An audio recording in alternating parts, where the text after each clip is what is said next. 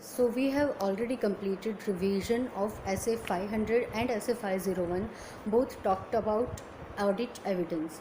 Now as an evidence we also use external confirmation, right? So let's revise SA 505 that talks all about external confirmation. Now as an auditor, what is your responsibility in external confirmation? There is no responsibility of management. All responsibility to check, to verify, to confirm is of auditors only. From this essay mostly two questions are repeatedly asked, so let's revise that question and answers quickly. So first is, what is auditor's responsibility regarding external confirmation? So first very important line is, determine whose confirmation is required. Second is, select the method for taking confirmation. There are two methods, positive confirmation and negative confirmation. So in positive confirmation you asked about the reply whether they agrees or not. जैसे कि आपने accounts payable उसके उसकी किसी party का confirmation मांगा है, then the another party, that external party, have to reply whether he agrees और not with the balance. So that's about positive confirmation. And in negative confirmation, the external party have to reply only if he does not agree with that balance.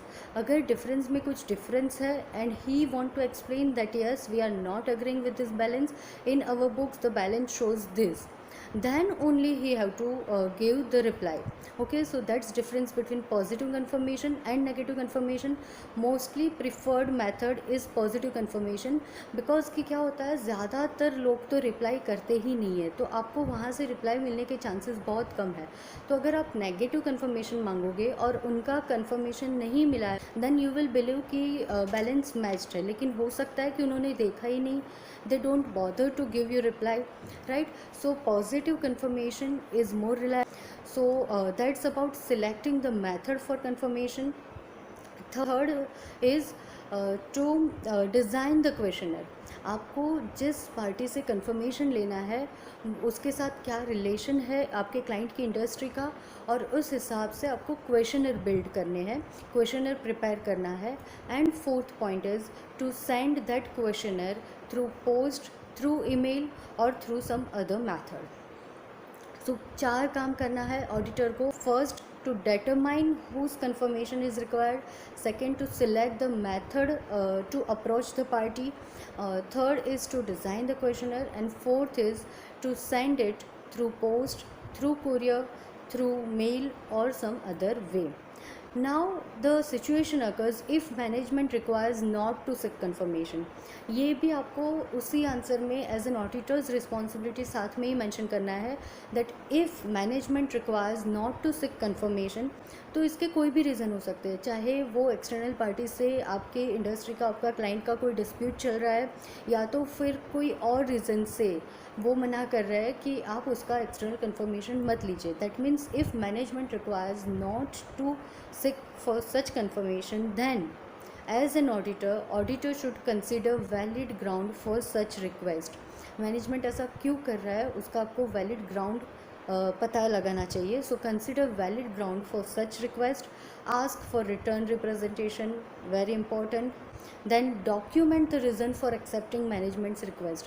आपने reason पता लगा लिया और आपको लगता है कि हाँ वैलिड है, लेकिन आपको आपके ऑडिट डॉक्यूमेंट में उसका रीज़न मेंशन करना होगा ताकि वो आपके लिए एक सेफगार्ड बन जाए in future. So document the reason for accepting the management's request.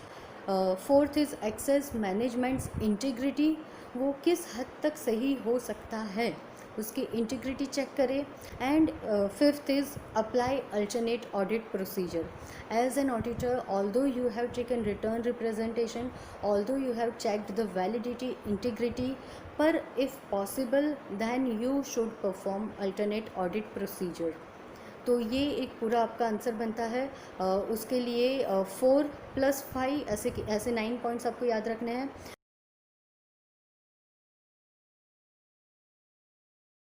First is to determine whose confirmation is required. Second, select the method, either positive method or negative method. Third, prepare questionnaire. And fourth is send through post, mail or other way. And if management request not to seek confirmation from that external party, then 5 points: consider valid ground.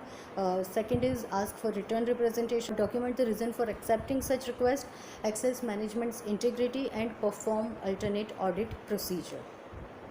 Now one more question and that is very important, जहाँ पर आपको technical auditing words याद रखने होंगे कि किस चीज़ों के लिए ऑडिटर को एक्सटर्नल कन्फर्मेशन लेने की ज़रूरत है. External confirmations required for what. So इसके लिए आपको याद रखना है सबसे पहला bank balance. Second is accounts receivable और पेएबल्स, डेटर्स क्रेडिटर्स. ये मेन है और ज़्यादातर इसी के लिए एक्सटर्नल कन्फर्मेशन यूज़ होते हैं इन practical life. Third is if stock held by third party. जैसे कि हमने पढ़ा इन्वेंट्री काउंटिंग में ऐसे 501 में कि अगर आपके क्लाइंट का गुड थर्ड पार्टी के पास है तो आपको एक्सटर्नल कन्फर्मेशन मंगवाना चाहिए. तो वही चीज़ आपको यहाँ पर रिपीट करनी है. If stock held by third party तो उसका एक्सटर्नल कन्फर्मेशन चाहिए. Then similarly property deed held by third party. उसके बाद जैसे कि मैंने कट ऑफ प्रोसीजर में बात की थी ऐसे 501 अगेन कि आपको कट ऑफ प्रोसीजर चेक करनी है. तो on that basis inventory purchased but yet not delivered, तो उसके लिए आपको एक्सटर्नल कन्फर्मेशन मंगवाना होगा कि हाँ उन्होंने परचेज़ किया है but we are yet to dispatch. Then loan from lenders, long outstanding money और share application money. And last is अगर डीमैट अकाउंट मतलब शेयर्स के कुछ ट्रांजेक्शन है then demat account statement and mutual fund statement from the broker. So इतने points आपको याद रखने हैं. Let's revise is again. Bank balance, accounts payable, accounts receivable, stock held by third party, property title deed with third party, then inventory purchased but delivery yet not taken, loan from lenders, long outstanding money और share application money, and demat account statement और mutual fund statement from the broker. So ये इतने ही ये दो main questions है from ऐसे 505.